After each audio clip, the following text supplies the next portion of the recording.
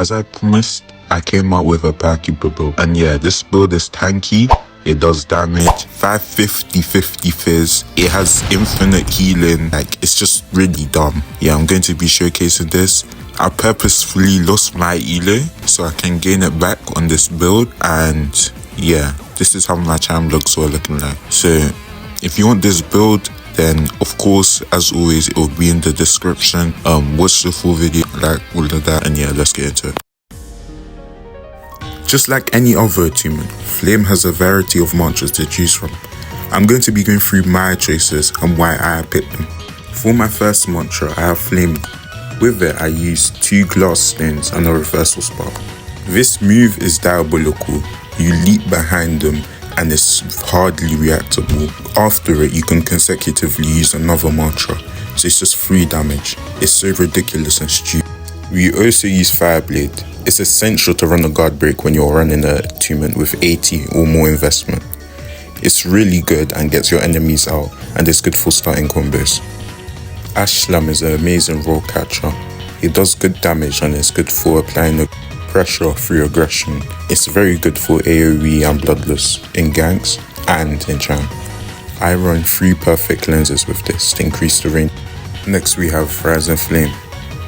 Like, I'm not even going to say anything about this one. And for the rest of the mantras, you're going to have to look in my Discord to see the modifiers. But we have Flaming Scourge, Jet Kick and Flame Grab, all really good moves.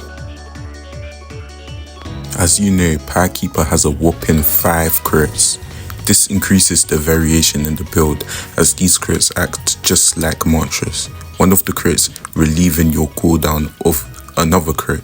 This consequently increases your unpredictability factor, meaning it makes it harder for your enemies to fight you.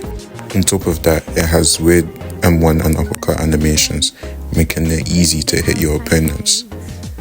The weapon applies slow and burn, on top of doing a lot of damage and having a relatively high swing speed for a heavy weapon, and still being able to use the heavy weapon talents with it.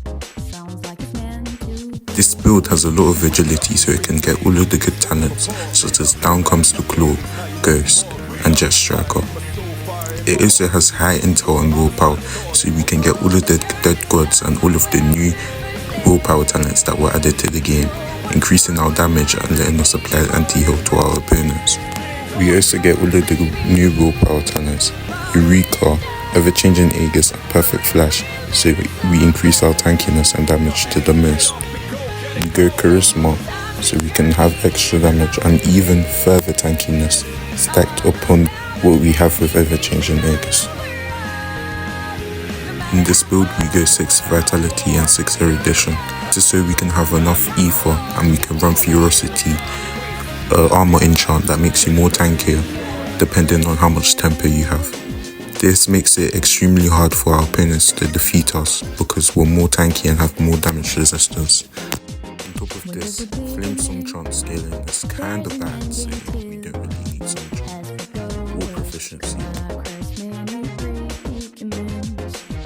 On our equipment, we use Chant, so we're more tanky, Multiplicity for HP regen, and Ferocity for damage and speed boost. Yeah, if you made it here, like, comment and subscribe. Thank you so much for the support, and we're growing extremely fast, so thank you guys.